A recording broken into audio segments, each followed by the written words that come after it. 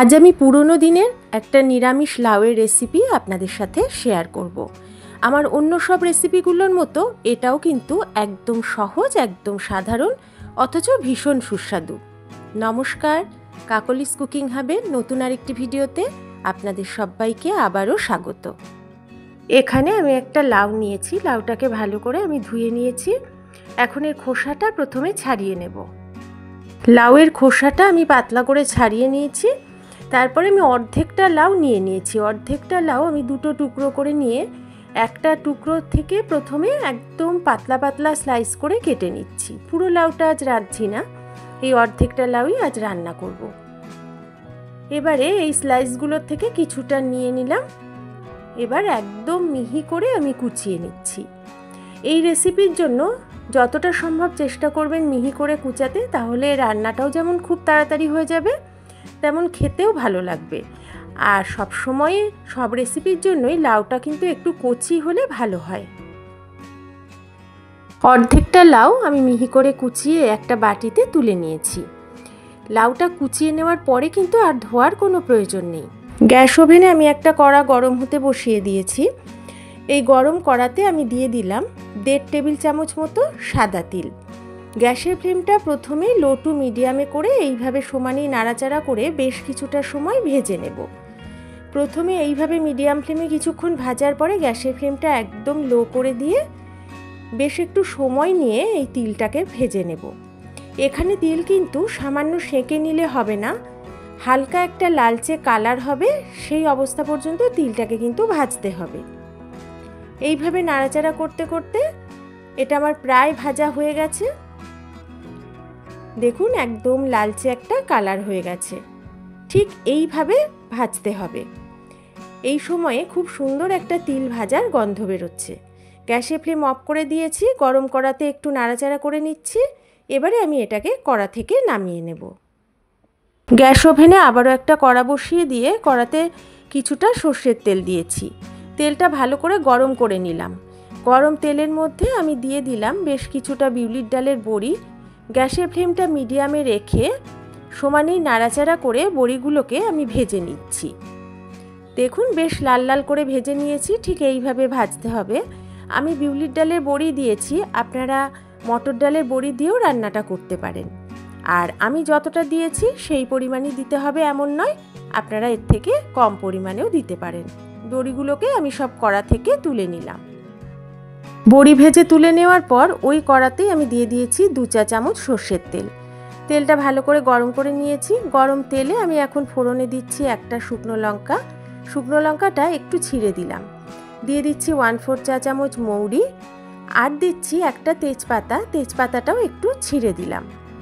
এবারে আমি প্রথমে একটু নাড়াচাড়া করে নিচ্ছি, তারপরে ঢাকা দিয়ে প্রায় 30 সেকেন্ড ফোড়নটা ভেজে নেব। মৌরিটা দেওয়ার জন্য এই ফোড়ন থেকে কিন্তু খুব সুন্দর গন্ধ বেরোবে। ফোড়নটা ভাজা হয়ে যাওয়ার পরে আমি কুচিয়ে রাখা লাউ পুরোটাই দিয়ে দিচ্ছি। গ্যাসের ফ্লেমটা আমি এখন মিডিয়ামে রেখে দিয়েছি। গ্যাসের ফ্লেমটা মিডিয়ামে রেখেই আমি নাড়িয়ে চাড়িয়ে তেলের সাথে লাউটাকে মিশিয়ে নিচ্ছি। যারা আমার সাথে থেকে ভিডিওটা দেখতে শুরু করেছেন, আমার সাথে থাকার জন্য তাদের সবাইকে অনেক অনেক ভালোবাসা, অনেক ধন্যবাদ। যদি পুরো ভিডিওটা দেখার পর ভালো লাগে তাহলে অবশ্যই একটা লাইক করবেন, পারলে একটু শেয়ার করবেন। আর নতুন বন্ধুরা আমার ভিডিও ভালো লাগলে আমার চ্যানেলটা সাবস্ক্রাইব করে আমার পাশে থাকবেন। আর পাশে থাকা বেল আইকন আর অল অপশানটা প্রেস করে দেবেন, তাহলে আমার নতুন ভিডিও নোটিফিকেশান আপনাদের কাছে প্রথমেই পৌঁছে যাবে। আমি ভালো করে মিশিয়ে নেওয়ার পরে দিয়ে দিয়েছি 1/2 চা চামচ লবণ। লবণটা দিয়ে আবারও একটু মিশিয়ে নিচ্ছি। লবণটা দেওয়ার একটু পর থেকেই কিন্তু জল বেরোতে শুরু করেছে। এখন আমি গ্যাসের ফ্লেমটা লো করে ঢাকা দিয়ে যতক্ষণ না লাউ সেদ্ধ হয় রান্না করে নেব। অন্যদিকে যে তিলটা ভেজে রেখেছিলাম সেটা ঠান্ডা হয়ে গেছে। আমি এটাকে একটা মিক্সির জারের মধ্যে নিয়ে নিলাম। প্রথমে শুকনো অবস্থায় এটাকে গুঁড়ো করে নেব, তারপরে জল দিয়ে এটাকে পেস্ট করে নেব। একদম মিহি একটা পেস্ট আমি তৈরি করে নিয়েছি। প্রায় 7-8 মিনিট পরে আমি ফাইনালি ঢাকাটা তুলে নিয়েছি। লাউ একদম সেদ্ধ হয়ে গেছে। আমি মাঝে 2-3 বার ঢাকা তুলে একটু নেড়ে দিয়েছিলাম। যেহেতু লাউটা কচি ছিল আর আমি একদম মিহি করে কুচিয়েছি, তাই লাউ সেদ্ধ হতে কিন্তু খুব বেশি সময় লাগলো না।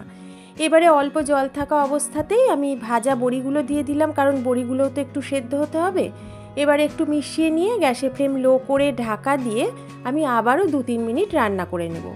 আপনারা এই বড়ির বদলে মটর ডালের ছোট ছোট বড়া বানিয়ে এতে দিতে পারেন, এই সময়ই দেবেন। আর ডালটা বাটার সময় ডালের সাথে একটু আদা আর কাঁচা লঙ্কা দিয়ে বেটে নেবেন। 2-3 মিনিট রান্না করার ফলে লাউটা আরও কিছুটা শুকিয়ে গেছে। এখন আমি এর মধ্যে তিল বাটাটা দিয়ে দিলাম, আর আমি দিচ্ছি মিক্সির জার ধোয়া কিছুটা জল। খুব বেশি জল কিন্তু এতে লাগবে না, কারণ লাউটা তো সেদ্ধ হয়ে গেছে। শুধু বড়িটা আমি আরও একটু সেদ্ধ করব, আর পরে খুব সামান্য একটু জল আমি এতে অ্যাড করব। তবে আপনারা পরিমাণ বুঝে জলটা অ্যাড করে দেবেন। এখন তিলটা দেওয়ার পর আমি ভালো করে এটা মিশিয়ে নিচ্ছি। একটা কথা বলতে বা দেখাতে আমি ভুলে গেছি, আমি যখন তিলটা বেটেছিলাম তখন আমি তিলের সাথে 2টো কাঁচা লঙ্কা দিয়ে বেটে রেখেছিলাম। আপনারা এই সময়ে কিছুটা চেরা কাঁচা লঙ্কাও দিয়ে দিতে পারেন। এখন আমি এর মধ্যে দিয়ে দিলাম খুব সামান্য পরিমাণ একটু হলুদ গুঁড়ো। এই রান্নাতে আপনারা যদি হলুদ না দেন তাহলেও কিন্তু কোনো সমস্যা নেই, আমি খুব সামান্য একটু দিলাম যাতে হালকা একটা কালার হয়। হলুদটা দিয়ে আমি ভালো করে মিশিয়ে নিচ্ছি। যেহেতু আমি নিরামিষ লাউ রান্না করছি, আর নিরামিষ লাউ একটু মিষ্টি হলে খেতে ভালো লাগে, তাই আমি এখন এর মধ্যে অ্যাড করে দিচ্ছি স্বাদ মতো চিনি। আপনারা চিনিটা দিতে না চাইলে স্কিপ করে দেবেন। আর লবণ মিষ্টি ঝাল সবটাই কিন্তু আপনারা আপনাদের স্বাদ মতোই দেবেন। এখন চিনিটা ভালো করে মিশিয়ে নিচ্ছি। চিনি দিয়েছি বলে একটু তো জল বেরোবেই, তাই আমি এখন গ্যাসের ফ্লেমটা লোতে রেখে আবারও 2 মিনিট মতো ঢাকা দিয়ে রান্না করে নেব। তার ফলে এই জল ভাবটা একেবারেই কমে যাবে। প্রায় 2 মিনিট পরে আমি ঢাকাটা তুলে নিয়ে একটু নেড়ে দিচ্ছি। জলটা কিন্তু একদম শুকিয়ে গেছে, এটা একটু এরকম শুকনো শুকনোই করতে হবে। এখন আমি এর মধ্যে দিয়ে দিচ্ছি 1 চা চামচ পরিমাণ ঘি। ঘিটা দিয়ে আমি মিশিয়ে নিচ্ছি। রান্নাটা আমার একদম কমপ্লিট। তিল বাটা দিয়ে লাউয়ের এই রেসিপিটা খেতে কিন্তু অপূর্ব হয়, আর ভীষণ ঠান্ডা একটা রেসিপি। আর যদি এটা ডালের বড়া দিয়ে করেন তাহলে তো আর কথাই নেই, আরও ভালো লাগবে।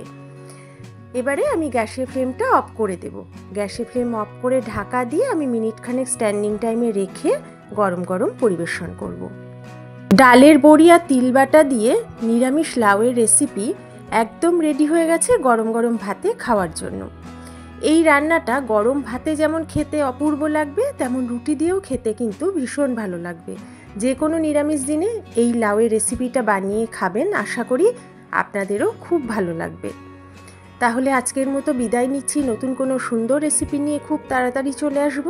সবাই ভালো থাকবেন, সুস্থ থাকবেন।